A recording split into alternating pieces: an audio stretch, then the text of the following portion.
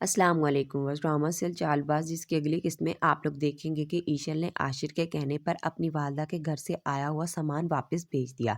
ये सब ईशल की वालदा को अच्छा नहीं लगा तो इन्होंने आशिर के वालिद को फ़ोन करके शिकायत कर दी और यही कहा कि मैंने जो कुछ भी भिजवाया था वो अपनी बेटी को भिजवाया था, इसे वापस करने की क्या ज़रूरत थी। तो आशिर के वालिद ने इन्हें यही कहा कि आप जो कुछ भी कह रही हैं मुझे इस बारे में नहीं पता, मैं आपसे माफ़ी चाहता हूँ, अगर आपको कुछ बुरा लगा हो मैं आशिर से बात करूँगा।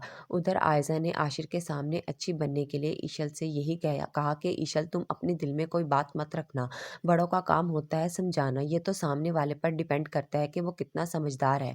तो ईशल ने भी मुस्कुराकर कह दिया कि आप फिक्र मत करें, मैं समझ गई हूँ भाभी।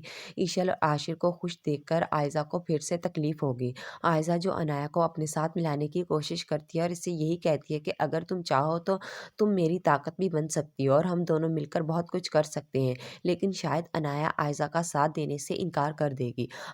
आयज़ा की सालगिरह थी, सबने मिलकर इसे सेलिब्रेट किया। आयज़ा के वालिदैन भी सालगिरह के छोटे से फंक्शन पर आए थे। जब आयज़ा ने केक काटकर सबको खिला दिया तो असद ने अनाया से यही कहा कि तुम चचा और चची को भी केक खिलाओ। अनाया खिलाने लगी तो आयज़ा ने इसे मना कर दिया और कहा कि मैं खिलाती हूँ, क्योंकि इसे पता है कि इसके अब्बा अनाया के हाथों से कुछ भी नहीं खाएंगे और गुस्सा भी करेंगे। आयज़ा ने जब अनाया को मना किया तो सब घरवाले हैरानी से आयज़ा की तरफ देखते हैं, लेकिन शायद आयज़ा कोई ना कोई बहाना करके इस बात को भी संभाल लेगी। लेकिन इशल को एक बार फिर से शक होगा कि कहीं शयान सच तो नहीं बोल रहा था।